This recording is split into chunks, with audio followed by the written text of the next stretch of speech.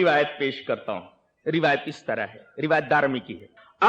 حدثنا قبیصۃ اخبرنا سفیان عن ابی رباح شیخ من آل عمر قال، یہ پوری سند ہے حدیث کی، یہ فلاں بزرگ نے کہا، فلاں صاحب نے کہا نہیں ہے، یہ حدیث ہے اور وہ بھی عربی میں ہے۔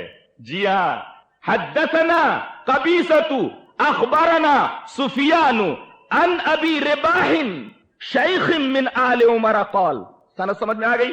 روایت سنو۔ رأى سعید بن المسیب رحمہ اللہ رجلین يصلي بعد العصر ركعتين يكثر فقال له يا أبا محمد أيعذبني الله على الصلاة؟ قال لا ولكن يعذبك الله بخلاف السنة، رواہ الدارمی۔ یہ روایت دارمی شریف کی پہلی جلد میں موجود ہے، آپ اس روایت کو ایسے ہی وہاں دیکھ سکتے ہیں، ایک زیر زبر کا فرق ادھر ادھر کا نہیں ہے۔ ترجمہ، ہم سے حدیث بیان کیا قبیصہ نے، خبر دیا ہم کو سفیان نے، وہ روایت کرتے ہیں ابو رباح سے۔ ابو رباح کون ہے؟ یہ آل عمر کے شیخ میں سے ہیں۔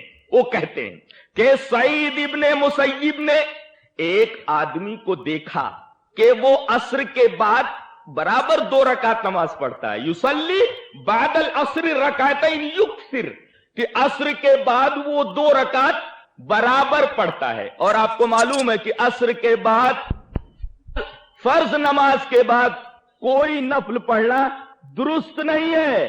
تو حضرت سعید ابن مسیب نے اسے بلایا اور کہا کہ نبی پاک صلی اللہ علیہ وسلم نے تو عصر کے فرض نماز کے بعد نفل پڑھنے سے منع کیا ہے، لیکن میں تجھے یہ دیکھ رہا ہوں کہ تو برابر 2 رکعت نماز پڑھتا ہے، غلط کر رہا ہے تو۔ وہ آدمی کہنے لگا یا ابا محمد، یہ سعید ابن مسیب کی کنیت ہے، ایعذبنی اللہ علی الصلاۃ، نماز ہی تو پڑھ رہا ہوں، کوئی غلط کام تھوڑی کر رہا ہوں، نماز ہی تو پڑھ رہا ہوں، کوئی غلط کام تھوڑی کر رہا ہوں، اگر میں 2 رکعت پڑھتا رہوں اس میں کیا قباحت ہے؟ ایعذبنی اللہ علی الصلاۃ، کیا اللہ تبارک و تعالی مجھے نماز پڑھنے پر عذاب دے گا؟ قال اللہ، سعید ابن مسیب نے کہا نہیں، نماز پڑھنے پر عذاب نہیں دے گا، وَلَكِنْ يُعَذِّبُكَ اللَّهُ بِخِلَافِ السُّنَّةِ، لیکن اللہ تعالیٰ تجھے سنت کی خلاف ورزی کرنے پر عذاب دے گا۔ دیکھو پڑھ رہا ہے نماز، لیکن نماز سنت کے خلاف ہے، لہذا اس نماز کے اوپر اللہ تبارک و تعالیٰ عذاب دے گا۔